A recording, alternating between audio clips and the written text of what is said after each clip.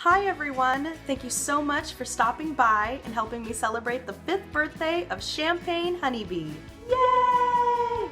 The last 5 years have been amazing, and to help me celebrate the special occasion, I brought a very special guest, the very first ukulele of Champagne Honeybee, Mr. Lenny. Say hi, Lenny! If you've been to any of my recent shows, you've probably noticed that I've been playing Lenny's bigger brother, Benny, but Lenny has always been my baby. Lenny was also autographed by ukulele virtuoso Jake Shimabukuro only 10 days after I purchased him. And I felt like Jake's autograph has been kind of an inspiration and blessing to my music. If you've never heard of Jake Shimabukuro, please check out his music. You will never think about the ukulele the same way again. Trust me.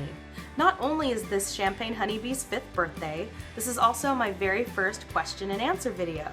I'd like to thank everyone who submitted questions through my Facebook page. Let's get started. Our first question comes from Joe. Joe writes, "Hi Champagne Honeybee, happy 5th anniversary. I love your music, the humor, the emotions, and love, love, love your voice. My question is, what inspired you to become a musician and singer?" That story began when I was about 3 years old. I used to watch videotapes of the original Muppet Show, and my absolute favorite episode was Elton John. He was so funny and so talented and so sparkly. I wanted to be just like him, so when I was 6 years old, my mother enrolled me in piano lessons. Then I started taking voice lessons at age 15, and I continued singing in jazz choir and classical choirs all through high school and college. I'm going to skip ahead to Arissa's question because it ties into the Champagne Honeybee story. Arissa asks, when did you start playing and what attracted you to the ukulele? Back in 2011, several of my friends had picked up the ukulele either just for fun or to help them write songs. I was looking for a portable way to accompany my voice, and the ukulele seemed like a good fit. So I went down to my local music store, saw Lenny hanging up in the shop, and I fell in love. I practiced for several hours every day for 2 weeks until I became proficient enough to accompany myself. It didn't hurt that a friend of mine asked me to open for his band in early May, and I wanted to be ready, so I did whatever it took to make that happen, and it did. And as they say, the rest is history. Our next question comes from Leslie, and this is a pretty deep question, you guys, so I'll do my best to answer it. Leslie wants to know, what is your ultimate vision for your career? Where will you be in 5 years? Well, in 5 years, I hope to have recorded a full-length album, possibly 2, and I would like to expand my fan base. I love each and every one of my fans that I have right now, but obviously, the more the merrier.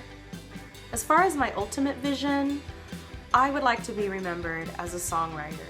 So even if there comes a time when I'm no longer singing and performing, I still want to write songs in some capacity, whether that's songs for other artists or songs for television and movies. I want to keep writing songs for the rest of my life. Now we have a question from Melody. Melody says, "Hi Ronnie, happy 5th anniversary. I have a question for you. What is your advice for young aspiring musicians? I know you have worked hard to get to where you are today. What is the most important thing you would tell kids who love music?" I think the number one piece of advice I would give to any child who loves music is to never give up. I say that because it might be difficult at first when you've started playing an instrument or started singing. You might not have the skills or the voice that you want to have right now, and that is okay. Not everyone is a child prodigy, and not everyone should be a child prodigy. All of us had a hard time when we were starting out, so don't forget that music is a lifelong journey. You'll continue learning and improving over the course of your entire life. So keep that in mind, work hard, and don't forget to have fun. Up next we have a question from Elizabeth. Elizabeth writes, "In your songs, you've taken us on a journey filled with humor, strife, sorrow, and now immense joy. What role has music had in your life, bringing you from a place of pain to where you are now?" Music has had a huge role in the healing process for me. If you've listened to my last album, No Love Songs, you'll hear that I was in a very low place of heartbreak and sadness. And to be honest, writing those songs helped bring me out of that situation. Writing music is very therapeutic for me, and it also gives you an end result that can help improve your confidence and give you something to be proud of. So I know it's cliche to say this, but music truly saved my life. I can't even begin to tell you how much my life has changed since putting out that album, and now I'm about to put out another, so I definitely have music and my friends and family to thank for all of that. Up next, we have a question from Brandon. Brandon asks, what sort of subjects and themes inspired your songwriting approach on this album? As you may know, I'm releasing a new EP on April 1st. It's entitled Once in a Lifetime. The title track was actually inspired by a Facebook meme that my mother sent to me. It said, "I'm not a one in a million girl, I'm a once in a lifetime woman." And I think that's absolutely true. In fact, it's true for everyone because we're all once in a lifetime men and women, because there's only one of you and there will only be one of you. So I hope that this new anthem helps empower you, helps encourage you if you need encouragement, and I hope it makes you dance. The second song on the EP is called Wrong Turn. It was actually inspired by a friend of mine.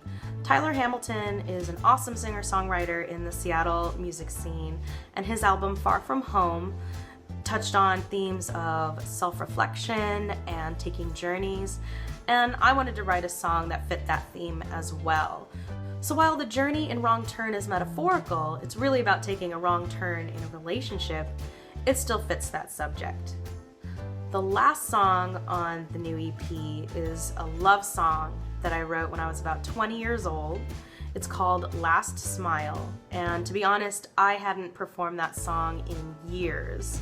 For one, the person who inspired it has been long gone out of my life for many years, and second of all, it made me sad to sing it because I wasn't feeling those feelings, and it really brought me more pain than joy to even think about that song.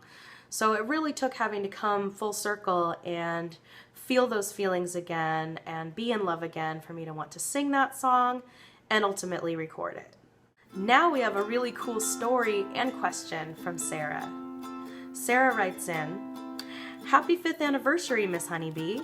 First of all, let me start out by saying I'm a big fan of your music. I teach ESL in Brazil, and I usually give my students a list of musicians who sing in English, and I always put you on the list for my students because you are just so fantastic." Thanks, Sarah.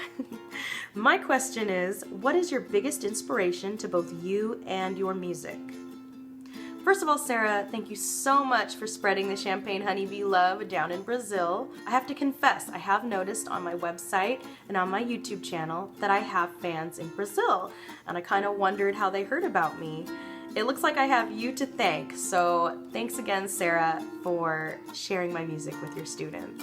To answer your question, I would say that my biggest inspiration is life itself. I'm inspired by my life events, by new emotions I'm trying to work through, and also other artists in the community. Now we have our final question. It comes from my friend Kari, who's stationed down in California with the Marines. Hi Kari, I miss you lots. Kari writes, "My question for you. When you sing songs about sadness or blues or not love songs, do you ever feel like you're not actually living them? For example, it'd be like me singing songs about drugs when I haven't done them, or someone who is married singing about how lonely they are being single.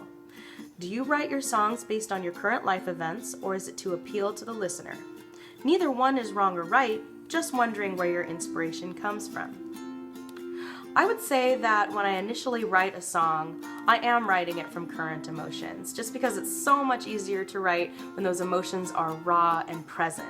That being said, I will oftentimes continue to sing a song even after that situation and emotion has passed.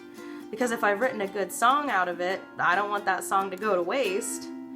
For example, I wrote my song No Love Songs at a very, very low point in my life.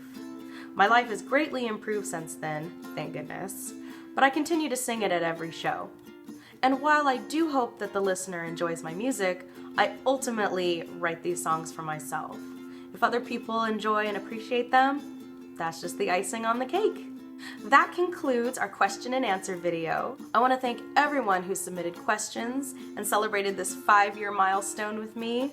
I hope to keep bringing you music and joy for many years to come. Remember, you can always follow my activities on my Facebook page at facebook.com/champagnehoneybee or my website, champagnehoneybee.com. Thanks again and have a wonderful day. Bye.